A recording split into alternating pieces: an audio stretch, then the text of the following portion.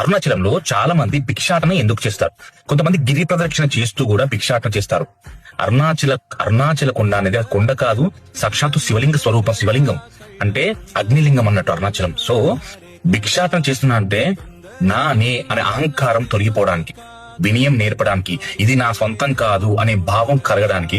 And ఇంకొకటి, పాపము తొలగిపోతుంది, కర్మబంధాలు కరిగిపోతాయనే విశ్వాసమైన నమ్మకం ఆ భిక్షాటన చేయడం వల్ల మనకి కలుగుతుంది. అండ్ ఇంకొకటి, శంకరుడి యొక్క ఆశీస్సులు, శంకరుడి యొక్క అనుగ్రహం మనకు మోక్షానికి మార్గం తీసుకెళ్తుందని చాలా మంది నమ్మకంతో భిక్షాటన చేస్తారు. సో ఆ భిక్షాటన చేయడం వల్ల ఇంకొకటి, అహంకారం అనేది పూర్తిగా తొలగిపోతుంది. ఇందులో అయితే ఎలాంటి సమస్య లేదు, ఎలాంటి డౌట్ లేదు. అహంకారం అనేది తొలగిపోతుంది. మనిషి జీవితానికి సరైన మార్గం ఏంటో తెలుస్తుంది. ఈశ్వరుడు ఒక దారి చూపెడతాడు.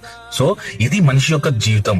దీనికా మనం ఎన్ని ఆలోచిస్తున్నాం, ఎన్ని కష్టాలు పడుతున్నాం, ఎన్ని ఇబ్బందులు పడుతున్నాం అనే ఒక ఆలోచన మనకు తెలిసి, దేని గురించి అయితే మనం కొట్టుమెట్టులాడుతున్నామో, దేని గురించి అయితే మనం కొంతమంది ఆశలు పడుతున్నారో, అత్యాశకి గురవుతున్నారో, వాటన్నిటి నుంచి తొలగించి వాళ్ళందరినీ బయటపడేస్తారు శంకరుడు. సో శంకరుడి యొక్క అనుగ్రహం మనం చేసుకున్న పాపకర్మలు తొలగిపోతాయని పూర్తి విశ్వాసంతో చూస్తారు.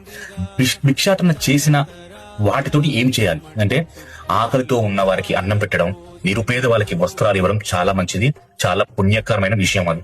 సో శంకరుడి యొక్క ఆశీస్సులు ఎల్లప్పుడూ ఉంటాయని ఒక పూర్తి నమ్మకమైన విశ్వాసంతో భిక్షాటన చేస్తారు. అండ్ ఇంకొకటి, అరుణాచలం కొండ అంటే కేవలం కొండ కాదు, సాక్షాత్తు శివలింగ స్వరూపం, అగ్నిలింగం.